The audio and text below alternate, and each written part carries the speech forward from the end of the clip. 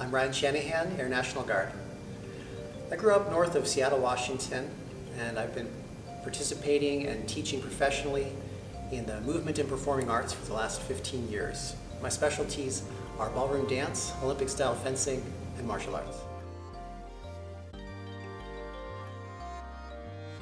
Coming out of high school, like most of us do, I was trying to decide what I was going to do with my life, and around the same time it happened that my mother was having a midlife crisis and decided she was going to take up dance, but not just any dance. She wanted to do ballroom dance, Latin dance, swing, all of that fun stuff. And of course, being her only son, I was encouraged to come with her to classes and partner with her so that she could have a partner to practice with. At home and otherwise. So I started going to these classes, and 6 months later I found myself in my first dance competition with my mother as my partner doing cha-cha and salsa. And we ended up winning that competition, and that took me on in other directions. I decided at that point I'd really like to start dancing with other women my own age. So I started getting my friends together and teaching them some of the things that I had been learning and enjoying and getting good at. And I decided, this is actually pretty interesting. And as I started teaching more and getting more instruction, eventually I became an instructor at Arthur Murray's, and they taught me further how to teach. And I realized I could make more teaching part-time dance than I could at my full-time job, so that was a no-brainer. I started doing that fairly regularly to pay for other things. Eventually I went off to college and was able to continue my study in dance and performing arts, as well as other things, and eventually started working for myself and teaching dance classes regularly as an independent teacher. And 15 years later, it's been an excellent part of my life. It's allowed me to meet so many more people than I ever thought I would ever have the opportunity to interact with. I've been able to choreograph hundreds of wedding dances and help make people's special day extra special because they've worked on something together, something that they can actually take with themselves for the rest of their lives. At some point, I realized I was spending a little bit too much time in the books, and I needed some more activity in my life. So I started looking at the different athletic opportunities on campus and found that they had a fencing team. And I decided I'm going to look at that. That just looked way too exciting. Who doesn't want to pick up a sword and do some swinging it around different people and just play? So I found the club, we started working, we had some excellent instructors, and I spent the next 3 years of my college career with that team and developing, perfecting my skills. After college, I wanted to continue fencing.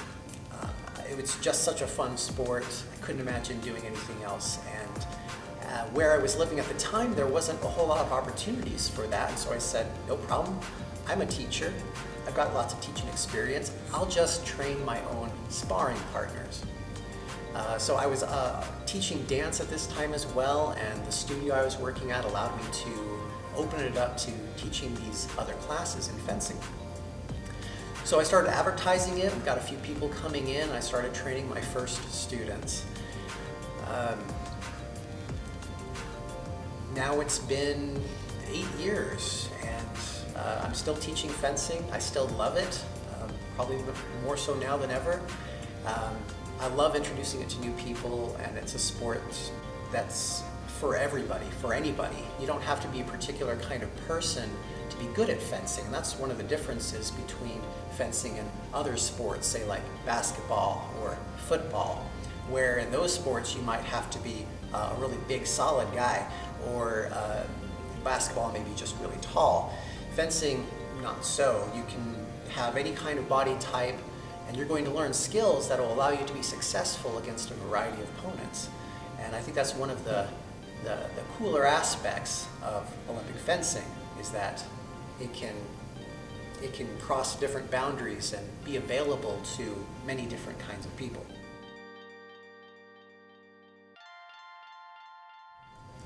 I've had a variety of experiences throughout my life as a youth, up through high school and thereafter, in the pursuit and study of martial arts. I think it was when I was maybe in the second grade where my parents decided to test me out in a karate class. I have a vague memory of that. And we only did that for a little while, but I always had an interest, a drive for it.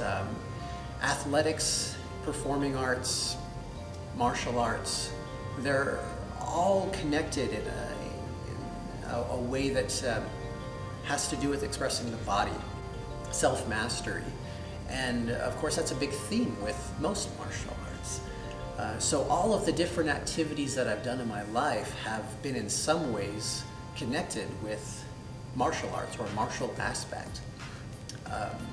After high school, I started pursuing Taekwondo pretty heavily and had opportunities through a youth friend and a mentor. And he had a fantastic background in a variety of martial arts, including Taekwondo, Kung Fu, Tai Chi, and Kempo. So I had a fantastic opportunity that I think a lot of people don't get to have a mentor that actually works with you, who has a great deal of experience to teach you a variety of skills in the martial arts. I did receive formal training at a couple of different Taekwondo schools. And after going to college, I continued to study martial arts. I was able to get further exposure in Jiu-Jitsu, which is one of my favorites today, and one that I continue to study. I received my black belt in Taekwondo fairly recently, in fact, but I've been teaching in self-defense classes for a variety of years in a supportive, mainly in a supportive capacity. A personal philosophy some years ago about physical fitness and its importance to our life, all of our life, and how it impacts your life. And that philosophy comes down to the idea that when you are, as you limit physical limitations, you are more free to act and interact with the world around you. There are so many different kinds of sports or activities or movement arts available, and not any one thing is for everyone. There's a lot of different kinds of bodies out there, and we're going to gravitate to the things that we both have a genetic predisposition to do well at, and things that we simply have a stronger interest or passion for than others. Respecting that, we realize that some arts are going to be better suited to some people than others, which is why I've pursued so many different kinds of arts in my life, especially as a teacher, because I realized early on that while the martial arts for me might give me the best satisfaction, somebody like an older student may need something that's less hard on the body. And so I started teaching Tai Chi, and I worked at assisted living centers for a variety of years, helping folks in assisted living conditions keep their bodies mobile and keep their minds healthy in process. That's probably one of the things that's most overlooked when it comes to athletics. The idea that keeping yourself physically fit also keeps your mind young and healthy, so that you can continue to enjoy all of the wonderful things that life has to offer for a much longer period of time.